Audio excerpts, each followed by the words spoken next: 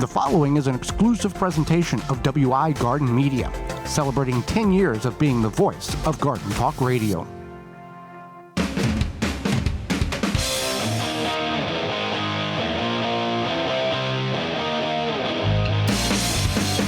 Coming up on the program today, we're going to be discussing what it takes to create a food forest and what that is, as well as growing mums, our monthly Chatter Spot segment, and we'll answer your garden questions. The hour is full, so join us. You are listening to the most informationally packed hour of garden-focused radio in the country and on the internet with your host, husband and wife team Joey and Holly Baird. This is the Gardening with Joey and Holly radio show. And welcome to another edition of the Gardening with Joey and Holly radio show. Happy you tuning in and taking a little time out of your day to join us. Happy you're listening to us. I'm your host, Joey Baird. Beside me is my wife, co-host, best friend, and gardening partner, Holly Baird. This program is for you, about you, to help your garden grow better, to maintain your landscape, grow healthier trees, make your grass look greener, as well as preserving what you grow. Happy you're tuning in, whether you're doing such in one of the 43 AM and FM frequencies broadcasting our program here in 2026, through a radio app, through our parent website, thewisconsinvegetablegardener.com. Underneath the Season 10 tab at the top of the page, coupon codes can be found under the Money tab as well to save you money on garden products for this year and next.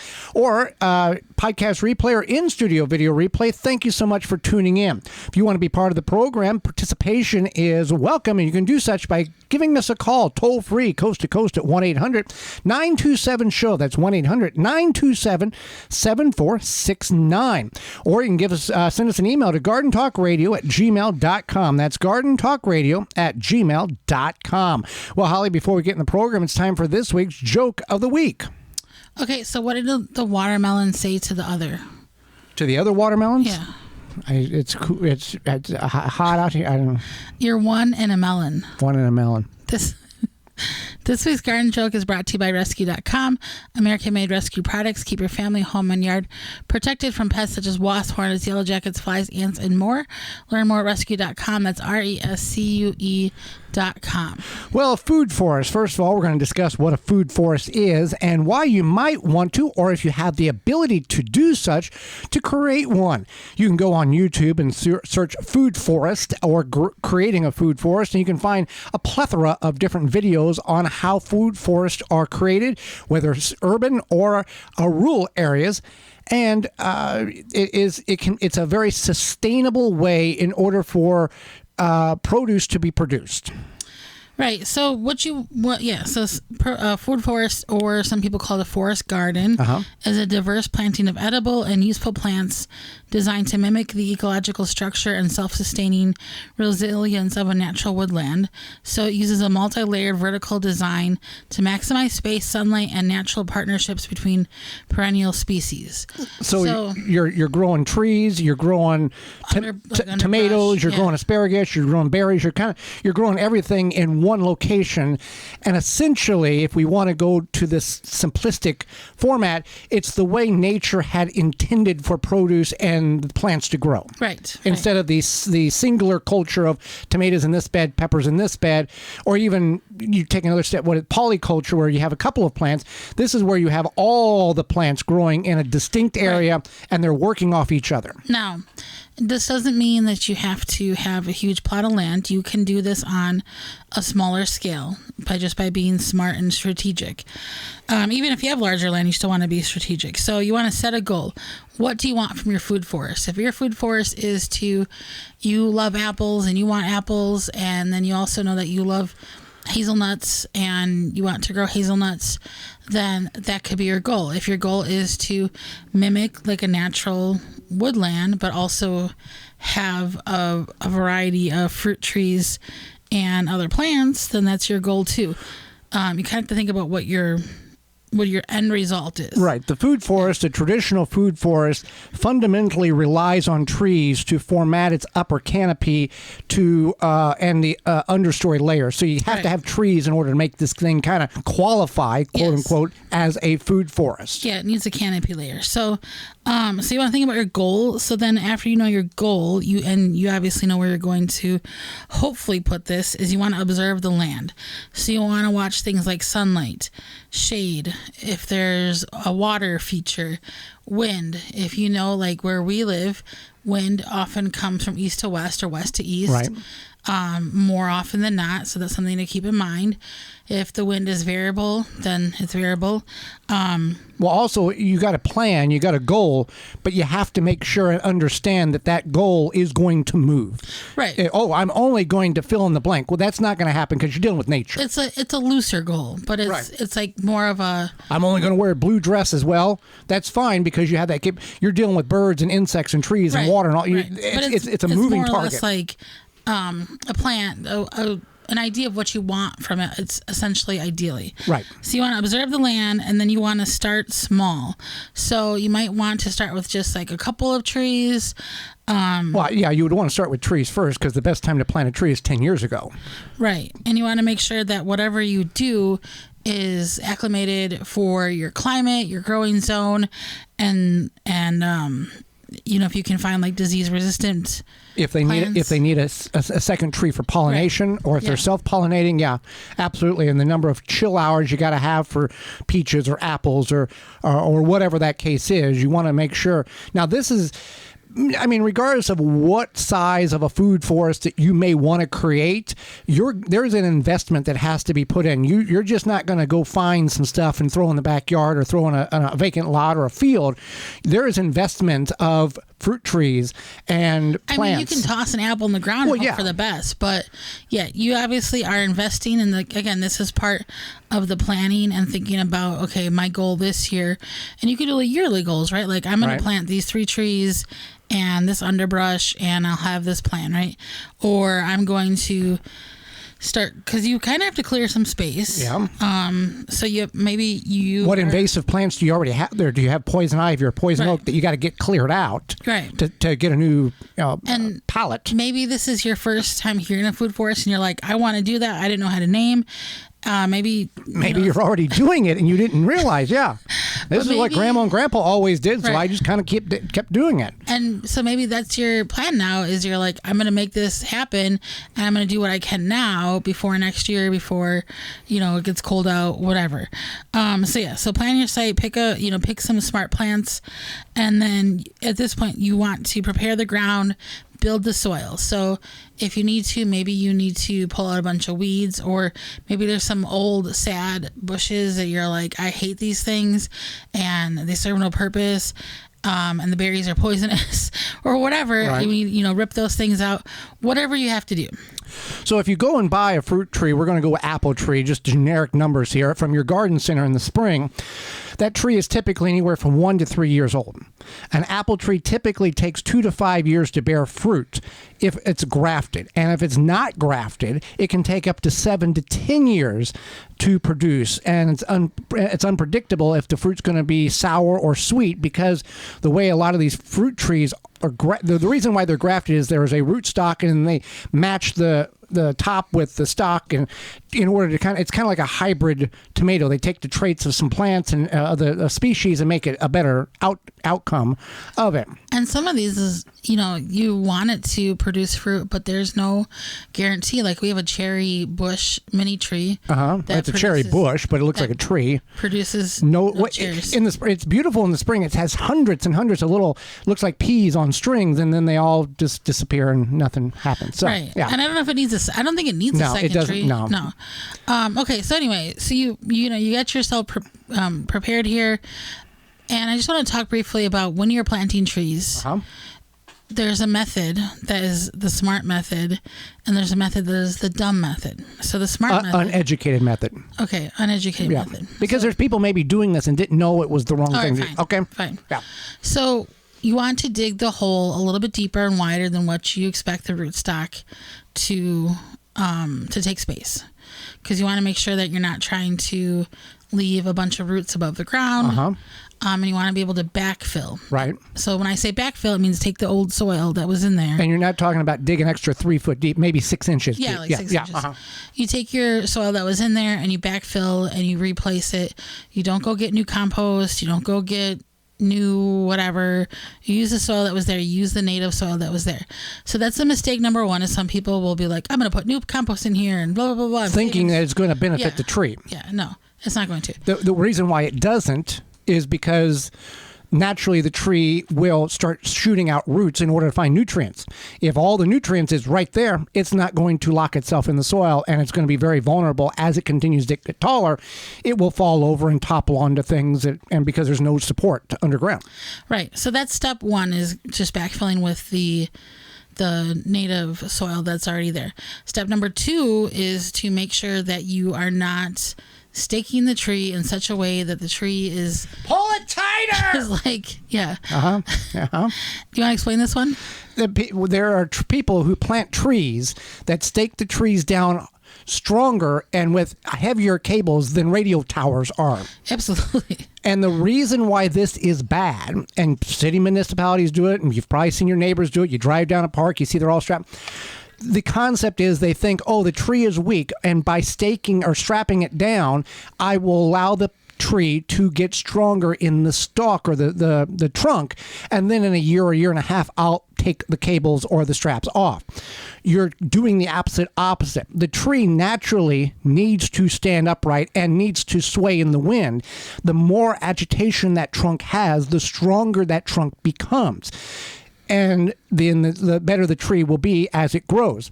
Look in the forest. You never see any trees in the forest get staked down by gnomes or little fairies or whatever. And these trees sway in the wind. These trees live in the woods for dozens and dozens of years and never topple over. Right. So if you've already staked your tree, go out and unstrap it, let it do its natural thing. It will get stronger. It's not just going to fall over on you. Right. So that's mistake number 2. And then mistake number 3 is the mulching process, where people take the mulch and they just like hug it into the tree, and you don't want to do that. You want to leave they cone it up the trunk. You want to leave like a little divot around, like a little moat, if you will, for the tree, so that you're not, that mulch could cause disease, it could cause rotting, things like that if it's too close to the tree trunk. I don't know if you're going to mulch the trees in your food forest necessarily. It's not the worst idea, but it's a layer of protection. Yeah, but you're by putting the mulch up the trunk, it's called volcanic mulch, and you are choking the tree out. It is actually going to develop roots up the trunk in a way that it should not, because it feels like there's soil around it, and it can have detrimental effects. And the biggest landscaping companies in this country, in cities across the country, do this every year. Right. And trees are dying because of it. Right. I just want to talk real quickly about the 7 layers. Go ahead. So there's a canopy and understory. So this is like where you would have the fruit nut trees and the smaller dwarf fruit trees. Then there's shrubs and herbaceous, which are berry bushes, and then perennial culinary herbs. And then the ground cover, vines and rhizomes. So those are the low-growing strawberries, climbing grapes, and edible root tubers. And then the support species. So these are nitrogen-fixing plants like clover or lupine, and dynamic accumulators like comfrey to naturally fertilize the soil. Now, this does fertilize the soil, yes, but you may have, if your soil is naturally low on like nitrogen or something, that clover is not going to fix it. You may have to add more. So if you are going to do this, you may want to invest in a soil test. But those are the 7 layers, just to give you an idea. And you can grow vegetables in amongst that too. Yeah. But a lot of what you mentioned was perennials. Right. And so that's kind of the focus. Once you get it established, it's going to kind of take care of itself. Right. Yeah. Right. Well, when we return, we're going to discuss growing mums in the garden and year-round. You're tuned into the Gardening with Joey and Holly radio show. Got a question for Joey and Holly? Send it via email anytime to gardentalkradio@gmail.com. Get in your garden with Diggs. From gardening gloves to accessories, storage, organization, and more, Diggs products combines form and function with a splash of fashion and are ideal for women who possess a passion for plants and enjoy harnessing the beauty of nature. Steeped in color and pattern, Diggs gloves are inspired by nature and are designed to protect your most valuable assets, your hands. Get your Diggs on at diggsgardening.com, the Home Depot, Amazon, and search for it by name, DIGZ, diggsgardening.com. Jung Seed Company is a family-owned and operated gardening company since 1907 with the largest selection of seeds and plants online. Use coupon code 15TG26 to save 15% off your order at jungseed.com. That's JUNGSEED.com. Well, summer's in full swing now, and look who's back. Those nasty Japanese beetles, and they are ready to wreak havoc on your garden and everything in it. If you're looking to successfully control beetles without damaging the environment, look no further than Beetle Gone from BeetleGone.com. Derived from a naturally occurring soil bacteria, Beetle Gone is the only organic solution that successfully controls beetle invaders. Just mix the powder with water and spray it on your plants. Once ingested, the targeted pests will stop feeding and die. And since it's an organic BT product, you know it's a great choice to use on your fruits and veggies in addition to your ornamental flowers and trees. Not only does Beetle Gone work, but what I like most about this product is that it is safe to use around beneficials such as ladybugs, butterflies, and bees. And it has no issue with water toxicity. Check it out and get yours today at BeetleGone.com. With Mrs. Wage's canning products, it's easy to preserve what you love. Whether you've always wanted to try home canning or you're a seasoned pro, Mrs. Wage's can help you seal in something special. After all, we've been doing this since 1950. Our products let you hold on to your favorite seasonal flavors so that you can keep the taste you love and create new ones to share around the table. Great flavors and memories are worth preserving. Create something special with Mrs. Wage's.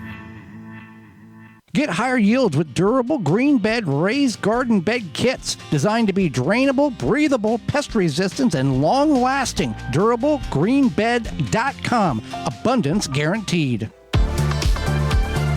Welcome back to the Garden with Joy and Holly radio show. Happy you've taken time out of your day to join us for a little bit. You want more information about all the companies that make this show possible? You can find their coupon code availability under the Money tab at the Wisconsin, our parent website, the Wisconsin VegetableGardener.com, and the Season 10 tab for all listings and past shows in podcast form for those who have missed them. Growing mums, it traditionally, I guess, falls under a fall procedure, but mums can be grown year-round. There are around 40 different species of mums falling in 13 distinct categories based on the flower form and petal shape and bloom structure. Thousands of hybrid cultivars also exist for gardeners and florist displays. Yeah, so that's mums are very popular during the fall, and you can grow them yourself. And you do need, they are sun loving. There you go. Sun loving plants, flower, whatever you want to call them. And you want us to, but you do have to start them a little bit earlier. Well, now you can get them at your garden center. In the fall time of year. Mums can be a perennial plant, but it depends on where you're located. Generally, garden mums, the hardy mums, are true perennials in zones 4 through 9. White florist mums sold in small pots at your local grocery store are usually the annual mint to toss after blooming kind. So it all depends on when you can get these in your hands from your garden center and the variety of them. By choosing a sunny location, like you said, 6 hours of direct sunlight and rich, well-draining soil. We talk a lot about plants on this program, hence it's a garden program. But I've never ran across one that says put in a dark place and crummy soil and it'll do great. I think there are plants that are like that. Well, none that we want to grow. Right. Anyway, yeah, so you want the well-draining soil, obviously. And you want to plant them in early spring, or early summer, water deeply, and then pinch back the new stem tips regularly until the midsummer to encourage that bushy shape and fertilize every few weeks. If you can get a hold of them, you can start them from seed. You can buy them online. You can get them from pretty much anywhere in the next couple of weeks from your garden center for your fall harvest decorations. I was thinking about getting some. Well, it depends. They have every color in the world. They have like a maroon color, orange, yellow. And these can be, if you've not seen, they're giant. They're humongous. You can get lots of. You can even get small ones. Little. Those are the throwaway ones. Cute little. I don't know, whatever you want to call it, decor. And yeah, so with the mums, you can get many different kinds and you can decorate with them. And now we're not we're not shaming anybody who buys the mums and throws them away, but you can keep them. Yeah. You can replant them. Based on the variety. Right, based on the variety, which is nice. If that's an option for you, if you're just like, I just want to set up this fall decor and that's all I want, right, then you can do that as well. Now, planting them in the ground. Let's talk about that. Let's say we got the right kind of mums, and we're going to plant them in the ground so we can have them for year round. You want to put them in the ground mid-September. Now, this is also based on your geographical area, whether you're in, Georgia or Alabama or Minnesota or Oregon or Boston or wherever. Figure out for your particular area where and what you need to do. But about 6 weeks before it's a hard freeze, check the drainage. Plant in a loose, rich soil that does not stay soggy. So you want, winter prep. Leave the dead stems on through the winter and cover the base with a thick layer of straw or mulch. You can just cover it, probably pile it up with leaves and some kind of wire mesh around it to protect it that way. After the ground freezes, you can cut all the stems back in the spring, so they can start growing again. And you can do this, and I'll look up here how long a mum can actually last. I'm not familiar with that. But you can do that, and now's the time, getting close to now's the time of finding those in your area. Yeah, you will find them a lot of different places, and even at the grocery store sometimes. So if you want to shop around, you can certainly shop around, watch the ads to get your mums. I think what a lot of people like about them is, as things are turning brown in the fall, these are a nice colorful pop of color to provide for your fall decor. Our outdoor garden mums can last many years, typically 3 to 4 or longer if planted directly in the ground and in USA zones 5 through 9. However, the typical store-bought pot mums often last about 4 to 8 weeks after blooming during the single season.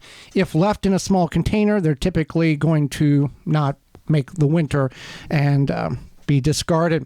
So, if you've ever grown, many people will take those and get the mums, and they'll put their pumpkins and their squashes and their straw bales and do their little yard decor. And you may do that on a yearly basis, and you could probably figure out, based on where you're at, how you could have the mums in the ground, and then you always have the mums ready to go, so you don't have to buy the mums every year.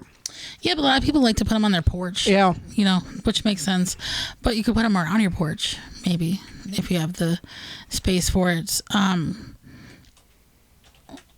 other fall things. You can split the garden mums. The best time to do that is early spring, when you see about 3 to 5 inches of new green sprouts coming up from the ground. Splitting them helps fix woodiness. How the center gives the new plant some girth and growth there. So you can divide them.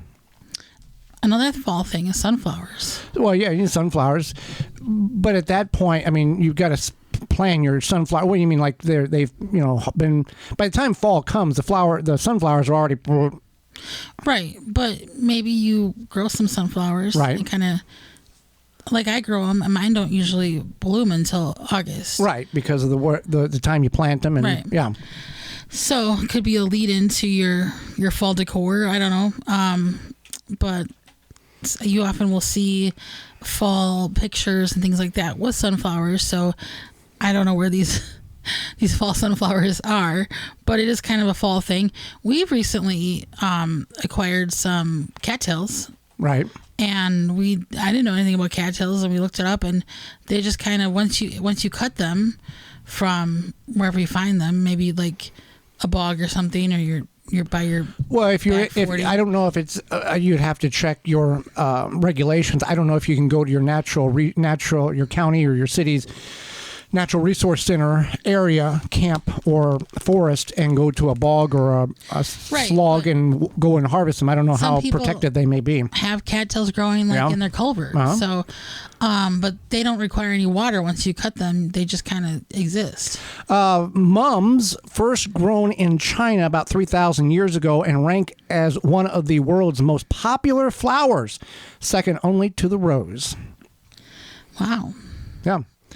Well, If you've grown mums, we'd like to hear what your tricks and techniques are on growing them. And do you buy them each year, or do you plant them, or you have a mum garden that you grow and maintain?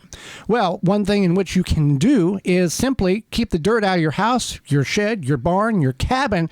Scrusher, made in America product, has that product for you. Yeah, Scrusher has it's a durable outdoor shoe cleaner. It's a shoe brush station that is built with a weather-resistant steel frame and a black UV powder coated finish for year-round use. They have a few different models, but they have a big boot model. This model is larger and more durable for when you have those big, heavy boots. Maybe you have a loved one who works, outside or at a place where they get a lot of dirt on their big work boots. The big boot model is made for those type of boots. You can put any shoe or boot through the Scrusher, but the big boot model is designed for those big boots. So it's easy to use with just a few passes through. They get the dirt, mud, and slush from any type of shoe. If you go to scrusher.com and use code NOMOREDIRT5, you get 5% off and free shipping at checkout. Yep, we worked with them. They are offering you a coupon code to help you save money to keep you from having to clean extra out of your place of residence. Hang out with us moments away, our monthly Chatter Spot segment. You're tuned into the Gardening with Joey and Holly radio show. Have a garden question? Give Joey and Holly a call now or anytime 24/7. Just dial 1-800-927-SHOW. If you can't get through, leave a message and they will call you back. Call now 1-800-927-SHOW. Got milkweed? You already know it helps monarchs migrate, but did you know milkweed supports people too? If you've ever wished your body could bounce back faster, this is your sign. From backyard to bedside, people trust milkweed balm for soothing joints, tired muscles, and healthy, feel-good skin. Try it and feel the difference today. Find milkweed balm at milkweedbalm.com or on Amazon. Visit JankoGreenhouse.com to improve your garden today. Janko builds the strongest greenhouses on the market, large and small, guaranteed to meet or exceed your building codes, offering a lifetime warranty since 1948. Visit JankoGreenhouse.com. This portion of the show is brought to you by Mrs. Wages Canning Products. With Mrs. Wages, it's easy to preserve what you love. Our products seal in flavors so that you can hold on to the taste you love and create new ones to share around the table. Create something special with Mrs. Wages. Transform your exterior wood surfaces with Rubio Monocoat's new DuraGrit. DuraGrit delivers rugged protection and rich color for decks, siding, pergolas, planter boxes, and all outside wood surfaces. Say goodbye to multiple coats thanks to DuraGrit's incredible patented one-layer technology. Enjoy a vibrant, durable color that won't peel or flake even in the harshest conditions. Rubio Monocoat DuraGrit is tomorrow's UV protection for exterior wood. For every order, Rubio Monocoat USA will plant a tree at a U.S. planting site. Get 10% off DuraGrit when using code Joey at checkout. Learn more at RubioMonocoatUSA.com. Working in your home office can be such a drag without the correct furniture. An adjustable and ergonomic chair and desk can make a huge difference. The C7 Max chair allows you to get the proper sitting support you need with adjustable armrests, headrests, and lumbar support for long sitting comfort. The C7 Max chair provides significant benefits like back pain relief, including adjustable lumbar support designed to meet the natural curve of your spine. It's a chair that has everything you need with customizable comfort features: 3D headrests, 5D armrests, a pull-out footrest, and recline functionality. A latex seat cushion paired with breathable mesh back helps you keep cool and comfortable. With a 300-pound weight capacity, you can sit comfortably and stay supported while working in your home office. Enjoy a 30-day return policy for a risk-free trial and a 10-year warranty with direct replacement for damaged parts. If you have a limited budget, but you can also check out the C5 chair, which is built with good quality and offers basic adjustment functions. To get your C7 Max chair, visit flexispot.com and use code C730 to get $30 off the C7 Max chair. David J. Frank, Southeastern Wisconsin's leading landscape company, is a landscaper you need. Their award-winning services include everything from lawn care, landscape maintenance, design, construction, renovation, irrigation, sustainability, and more. Big or small, let the experts at David J. Frank handle the hard work for you. Find out more at davidjfrank.com. Welcome back to the Gardening with Joey and Holly radio show.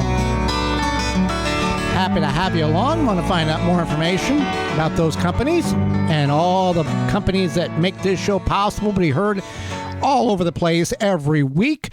You can find all that out at our parent website, thewisconsinvegetablegardener.com, underneath the Season 10 tab and the Money tab for those coupon code availabilities, just like scrubbysoap.com.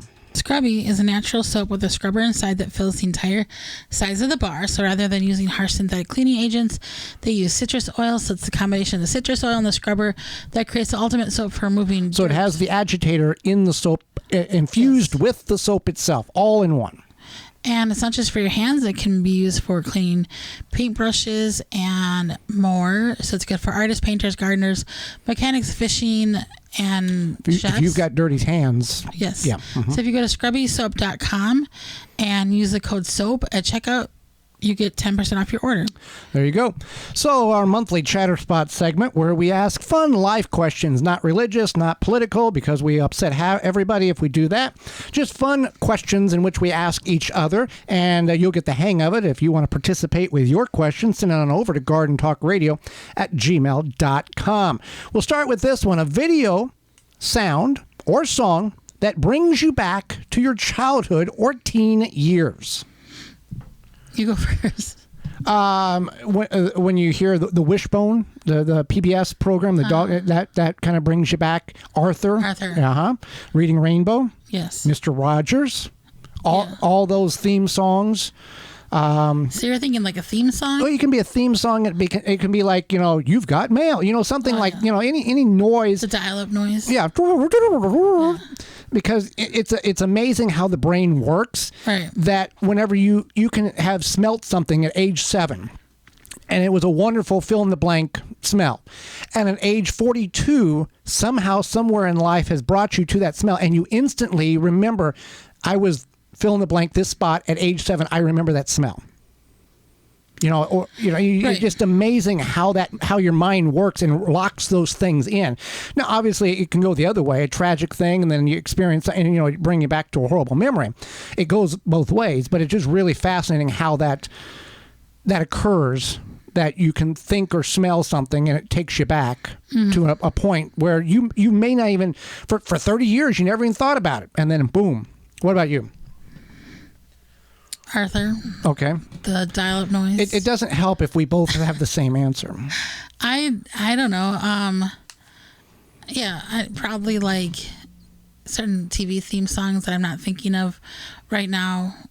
Certain music.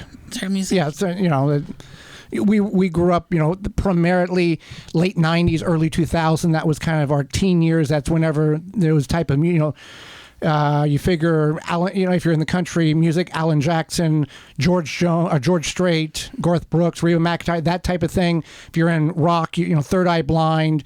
Some people, maybe. Who else? Usher was another Garden. one. Yeah, Savage Garden. Yeah. The boy bands, NSYNC, Savage Garden. I remember on our first date, we were they had like some pop music from the late 90s playing on the... We would have met, it would have been 2000. But they were playing like stuff from the late 90s, whatever. Recent stuff. Now I guess it's considered oldies. Right. Uh-huh. I think it was a Natalie Imbruglia song that played, and you gave me some fact about it. Yeah, she's from Australia. Yeah. That was the #1 song in 1999. Yeah, on our first date. Yeah.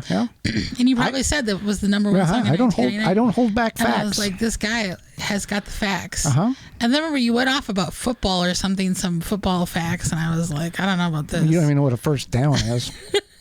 Anyway, next question. Yeah. On the interstate, if everyone's traveling 70 miles per hour, how do you end up going 20 miles per hour? Now, I know the Mythbusters did this, and there's some science behind it, but still, if everybody, and we've coming back from certain locations, it's like country town traveling 2-lane highway, and it's just bumper to bumper, 0 to 3 miles an hour for 30 minutes, and then all of a sudden it's just as fast as you can go, and we're thinking, okay, the wreck cleared up, there's nothing there. All of a sudden we just all take off, and we can't keep up with the car in front of us, and we've been going 3 miles an hour for a half hour, and it's the same way on the interstate. If we're all going 70 miles an hour, who's the person up there that's slowing down that causes all this? I know there's some the science. Did somebody see Bigfoot? Well, there's science behind it that if you touch your brakes, the person behind touched the brakes, and it's a chain reaction that, like so many cars back, actually slows things down, and it's an accordion type of thing. So if you're driving, that's why whenever I'm driving and you yell at me, slow down. I don't slow down because I'm not touching the brakes because it just messes everybody else up. As long as I'm not going to hit somebody, it's not going to be a bad thing. You should slow down. People who... and here's a question, and maybe you as listeners can help me out with this. People who just go from job to job and have no hesitation. Well, I quit, and they just go down the street and get another job. Now, I feel like this is not as common as it used to be. Okay. Because of the job market. Well, there's millions of jobs open that they can't even find people. Right, but I'm saying that there are certain jobs that people are not, that are overqualified for. Yes. Okay? So, I mean, like Ford Motor Company has, I forget, like 500,000 jobs that are that they have spots now that pay $120,000 a year that they can't find workers for. People don't want to work in factories. They're AI jobs. They just monitor a computer. Oh. Yeah. I mean, but anyway, go ahead. Anyway, let me talk about this. Okay. So I feel like at one point this was more common, or it was common among teenagers who just got retail jobs or whatever. I know that some of the younger people do this professionally, like especially if they work in marketing, they'll just go from job to job because there's so many marketing positions apparently, but they're like entry level marketing. Right. Now, I can understand why when I was younger, I switched jobs quite a bit. I was like, this place pays better, has better hours, whatever, things like that. That made sense. You couldn't do that on the farm. No, you could not do that on the farm. Now, I would not do that. And I think it's interesting that some of these younger people who are straight out of college with quote unquote professional jobs will do this. And now I'm like, no. But they got $100,000 in debt from college that they're never going to get paid off. Right. And I'm like, I would not do this because I like the quote unquote security, and structure. I've been at my job for almost 10 years and I like, having benefits and health insurance and all that. So but I think, some people just live. Well, your sister's husband, he kind of has done that several times. Yeah. Quit a job and walked down and got another job of occupation very quickly. Right. And he's good at what he does. Right. And that's the thing is you have to look at the job, if it's a market where you can find a job pretty easily in that position, then it makes sense. Well, and you're good at what you do, and you can make things happen. You've got a little weight pushing behind you. But just going, I quit, if I quit, I've been doing this for 10 years, and I wouldn't give 2 weeks because what's the point? I mean, I would give 2 weeks at my job. But I mean, you already told them that you're done. Whatever. Okay. Anyway. Next question. Have you ever watched a DVD or VHS and thought, I wonder what other people are thinking about this, and wanted to look at the comments but realized you couldn't because we're so accustomed to watching things or looking at things online going, I wonder what people are thinking about this. Yeah, has that ever crossed your mind? No. Okay. Has it for you? Yes. Like, what are you watching? A hunting video? No, any type of video or just TV in general. Going, I wonder what people thought about that that scene. And it's live TV. I think if I watched a lot of stuff like TV on my phone, I would probably want to do that because Have you ever looked at a picture in a magazine and thought, if I could just blow that up? And I did that in a book. you tried to swipe and make the screen get bigger? Bigger. Because I have a Kindle, so you can make the font bigger on a Kindle, but I was reading like a physical book and I was like, it doesn't work like that. So I just had to like get into a place that had to guess what that thing might have been in the distance. I just had to I was reading in poor light basically, and I was like, if I make this bigger, bad for your eyes. It is bad for your eyes. So no, I've never done that with like a DVD or VHS or whatever, but it makes sense. Like if I was watching like a TV show on my phone out of habit, like a Netflix movie, wonder what people thought about. I can't. Right. I might out of habit do something like that because I scroll videos on my phone and sometimes I check the comments, but like, I don't think so. A job you have had in the past that either people would not believe you had or would find it being cool if you told them about it. I want to know yours. I did aerial photography for the United States Department of Agriculture for 2 summers in 2001 and 2000. No, 2000. 2002 and 2003, where you would fly in a single, and there was a whole squad of us. We would fly the longitude lines of states, and you would take pictures on film.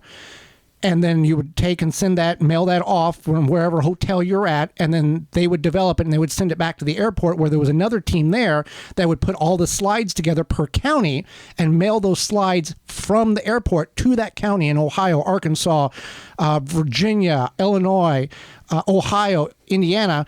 So the Department of Agriculture in that county could look at it to verify that Farmer Sam said there's 40 acres of soybeans in that field. And yep, the picture matches 40 acres of soybeans. We spent thousands of gallons and hundreds of hours flying in airplanes to take pictures that was obsolete after 3 months. Still do that. All satellites now. Oh, okay. Because as I was getting done with it, they were transitioning to digital in 2003-4, and then everything satellite now. Did you like doing that? No. Then why did you do it? It was just one of those things that happened. I just did. But I would much rather work 12 hours on the ground than fly 1 hour in a plane. It was absolutely horrible because you would the plane I was in, most of the planes would fly at They're like tiny planes. Right, the single engine Cessna that I could stretch and touch both ends of the cockpit. And the plane I was in, because of the way the lens, we had a much wider lens. We would fly at 5,500 feet. The other planes would fly at 8,000 feet. And because of the 5,500 feet, a lot of turbulence. You would lay on your belly. No. We would sit in a chair. There was a camera mounted through the floor of the plane, and then the camera had a little monitor that you would watch and make sure that it was taking a picture every 1/10 of a mile or every 6/10 of a mile. And there was big photograph backpacks on the camera where you could do 250 slides at a time. All right. So back after I finished school and had my associate's degree, this was 20 years ago now. I worked in the screen printing industry for a number of years, and my first job is I worked for a company that printed Harley Davidson t-shirts, screen printed, and I worked on the screen printing press. But this might surprise some people if they don't know, my job history, whatever.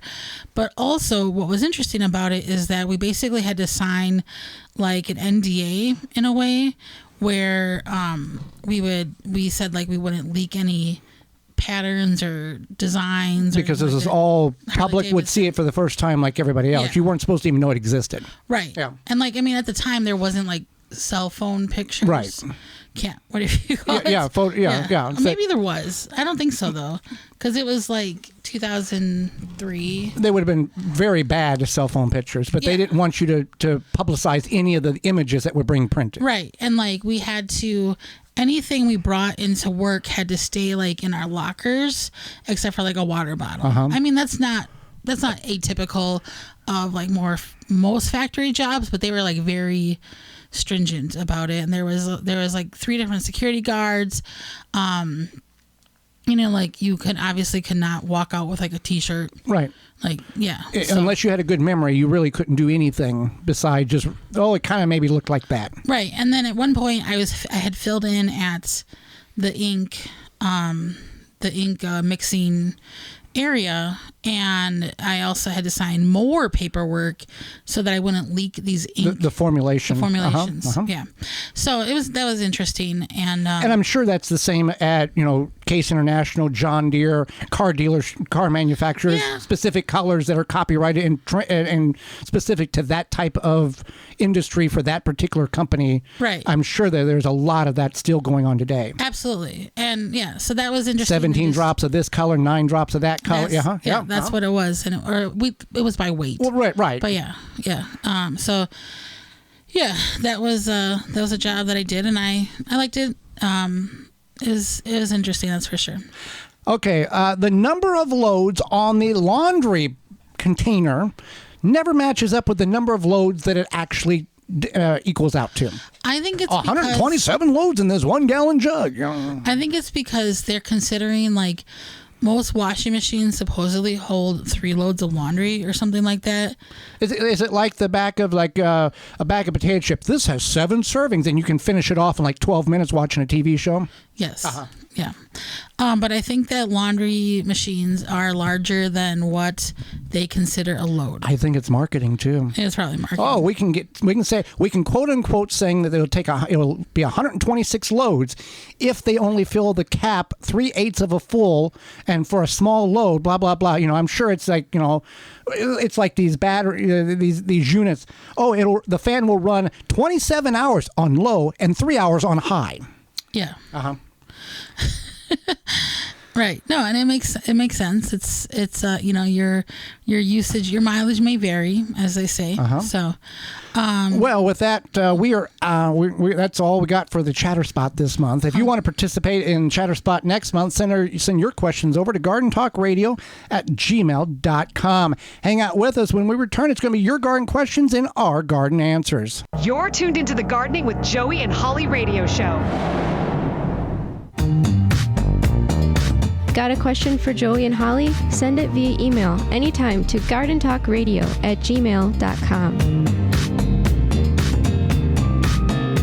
Azure Standard is America's premier family-owned online store for organic foods and healthy products for your home and garden. They deliver directly to families and businesses through more than 3,500 drop points across all 50 states, making it easy to get everything you need in one simple pickup. As a natural health food distributor, Azure brings bulk and specialty items to communities nationwide. They offer more than 12,000 products that meet their clean ingredient standards, high quality, non-GMO, organic, and naturally sourced. You'll find everything from groceries, health and beauty items, and household essentials to nutritional supplements, animal care, hobby supplies, and even gardening products. Simply put, Azure Standard has something for just about every part of daily living. Visit azurestandard.com and use promo code JoeyandHolly15 at checkout to get 15% off your first order of $100 or more when you open a new account and ship to the drop location of your choice. Visit azurestandard.com. That's AZURE standard.com. For the month of August, Azure Standard is doing a giveaway. Azure Standard is giving away Azure canning jars and David Stelzer's new book. He's the founder of the company, called Seed of Hope. They will mail both of them directly to the winner. Azure Standard canning jars are 1.5 pint wide mouth jars with lids and bands, as well as the Seed of Hope book from David. How you can enter this contest is simply send us an email to gardentalkradio@gmail.com. Subject line, put enter me, body copy, your first name, your city, and your state. Open to all listeners in the lower 48 contiguous United States. This drawing will occur on September 1st. Best of luck to all. A non-selective herbicide that is also USDA Bio-Preferred certified? You bet. Say goodbye to Roundup and hello to No More Weeds by Naturally Green Products. No More Weeds kills weeds with no harsh chemicals and no glyphosate. Safe around pets, No More Weeds has a proprietary sticking agent to use around gardens, pools, decks, patios, anywhere there are weeds. Available online at natgreenproducts.com, Amazon, and Walmart.com. Order yours today. The same great company that brings you no more bugs. Garden like a pro in 3 easy steps and receive customized fertilizer recommendations for your garden or lawn.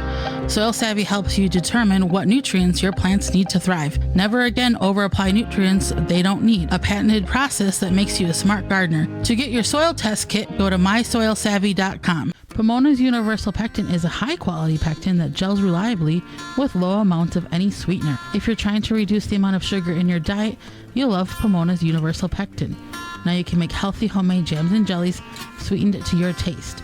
You can use sugar or honey to sweeten. Pomona's Universal Pectin keeps indefinitely when stored in an airtight container.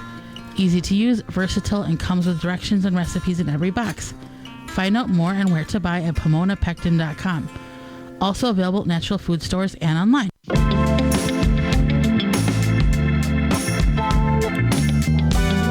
Welcome back to the Garden with Joey and Holly radio show. Happy to have you along. Thank you for hanging out with us today. If you want to find out more information, as always, you can find for those sponsors and the coupon code availability our parent website, thewisconsinvegetablegardener.com, under the Money tab for the coupon code availability and the Season 10 tab for all past shows and all listings. And you can go in all the seasons, all past 9 seasons that we've been on the air in multiple locations. Some of you may have been with us every single show. Others are just tuning in for the very first time, and we thank you for that. You got a question question. It's time for your garden questions and our garden answers. Send them on over to gardentalkradio@gmail.com. That's gardentalkradio@gmail.com, or you can give us a call toll free coast to coast at 1-800-927-SHOW. 1-800-927-7469.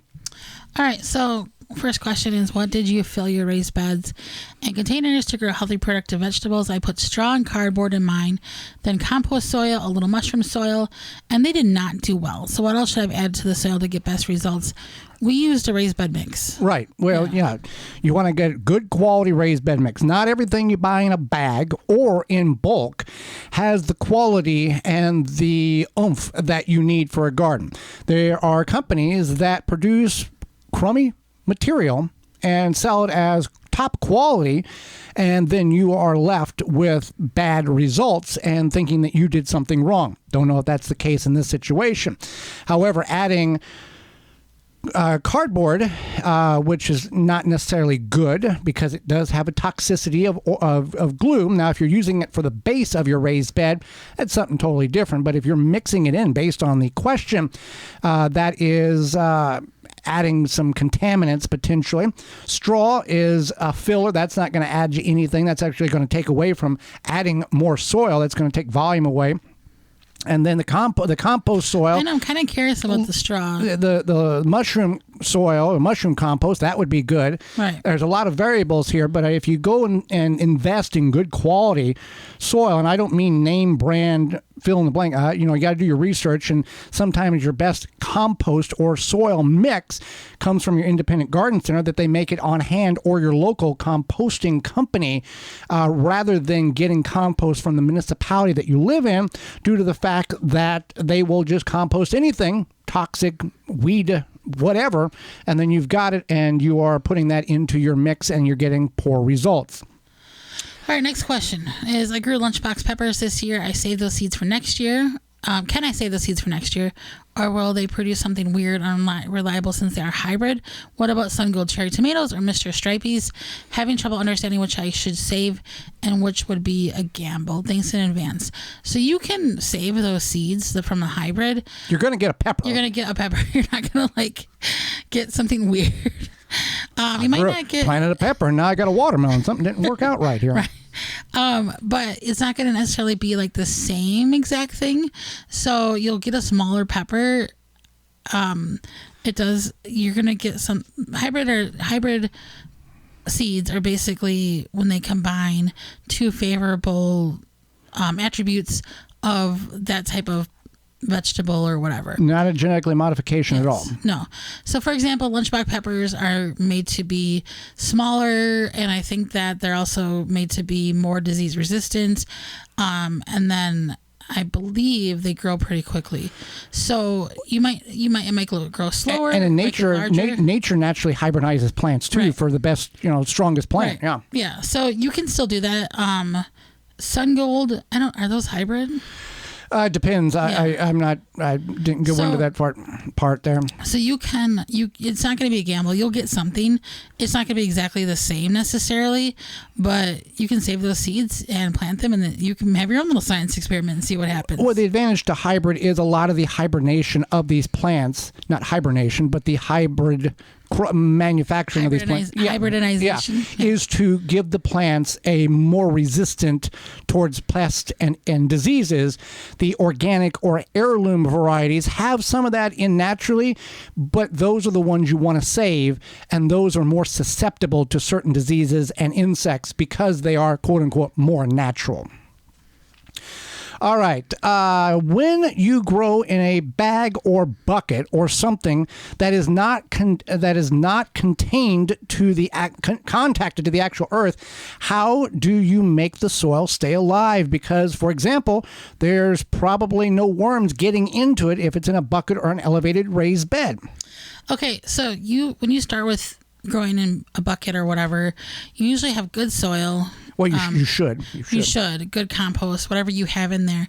And there's a lot of organisms that break up soil and help keep the soil, quote unquote, alive than just worms. So there's different decomposers in there. There's microbial life, and it's keeping that soil alive. Now, for example, you can add something like compost tea, liquid compost on top, mulch on the top, plant cover crops. All of that is then going to continue to feed the soil. So you feed those microbes by adding that organic matter, and that's going to keep the soil alive, essentially. If you get to the point where you're like, I think I've fed the soil and it's not going to do anything, then you can get fresh soil, or you can dump out like 2/3 of it and then add fresh soil and mix it in to kind of replenish it. All right. Hello, love listening to your show in Milwaukee, Wisconsin. Area gardener here. I have a couple of questions. The first one is, I am growing potatoes for the first time this year with sprouted yellow potatoes from my CSA program I used. Planting them in a raised bed in late April, and I have healed them twice and side dressed them with fertilizer in mid-June. They are still growing, and now the leaves of the plants are big, and the plants are about 4.5 foot tall. I had assumed that they would begin to die back, but that's not the case. When would be the time to harvest these? So the potatoes in which you get in your CSA box can be a variety of different time frames in which they are, varieties, anywhere from 70 to 90 to 130 days. If they're fingerling potatoes, you're going to look at 120 to 130 days. So you've done fine so far. The larger the plant really is going to, should produce large tubers, because them big green leaves are like little solar panels that are feeding the tubers. Being 4.5 foot tall, that is a good sign. Now, you don't want to fertilize them anymore. You just leave them, water them, keep them hydrated, and let them grow until you begin to see the plants die off. Now, unlike Brussels sprouts, you do not want to go in and clip the tops of these plants off in order to stop vertical growth. That is actually detrimental to the plant, not going to help you at all. So you're just going to let them naturally run their course, and when they die back, they die back. And unless we know the specific variety, we are not going to have a solid time frame, and we're just going to have to let them go. But being that big, feeding them fertilizer in mid-June, maybe there's a little more nitrogen in the soil than what there needs to be if they're getting that large. Yeah. But we're just going to have to wait and see what they turn out to be. Next question Omar had here. Do you know anyone that has had success with growing garlic in containers in zone 6? I plant mine in raised beds and they do great, but I wanted to ask, since I have relatives that are strictly container gardeners. Okay, so if you are in zone 5 or lower, really is it pretty much extremely difficult to grow in a container garlic. If you are in zone 6, you can grow in containers. However, there is some additional protective that you're going to have to do with that container. You're going to have to either wrap burlap around it or bury it, around leaves and put a cage around it to keep the leaves in it. It's a very difficult challenge. Now, when you get to zone 6 and 7, or 7 and 8, you're going to be okay. But it's really difficult. The best answer in which one can give is, okay, you can only grow in containers. Is there a flower bed? Is there something next to the house? Is there some way, somewhere, someplace in which you can put cloves of garlic in the ground just for a while, and then by the time the vegetation starts growing up, it looks part of the landscape, and then you can go in there and harvest them out? Is really the best scenario, because there's a lot of times, and we've done this in an elevated raised bed that was 4 foot off the ground about 10 years ago, where I planted a bunch of garlic and came back the next spring and it was gone. There was nothing ate it. It was just didn't survive the winter because it was so the bed was so elevated. Yeah, that makes sense. All right. So next question is, Christina says, I'm looking for deer repellent you talk about on your show, and I just can't remember the name. Love your show. Listen every week here in Maine, WLOB 100.0 100.5 FM. Okay, that is deerdefeat.com. Deerdefeat.com. It is a deer, rabbit, and groundhog repellent, concentrated or ready-to-use spray based on the life of the plant, based on when it's fruiting. You can either apply it around the plant or on the plant. It will not keep the animals out of the area. It will keep the animals from eating on your plants. The smell is fragrant to the human nose for about 30 minutes, but following that, it will dissipate and only be smell available to the animals. And rain and snow and freeze does not wash it off, but there is a time in which during the growing season you may have to reapply. So deerdefeat.com. Well, we are out of time, and we thank you for yours. Miss any portion of the program or would like to revisit, you can go to our parent website, thewisconsinvegetablegardener.com, clicking on the Season 10 tab at the top of the page. Hang out with us. Tune in next week to the program. We'll be talking about how organic is the organic produce that you buy in the store, as well as how to protect your yard from animals and bad insects next year. Like we talked about deer there, but hornets or other wasps, that type of thing. And John, the co-founder of phyllumbioproducts.com, will be with us talking about lawn care and taking care of those grubs so we don't have to deal with them next year. So for Holly Baird, Holly Baird, I'm Joey Baird, and we will see you in the garden.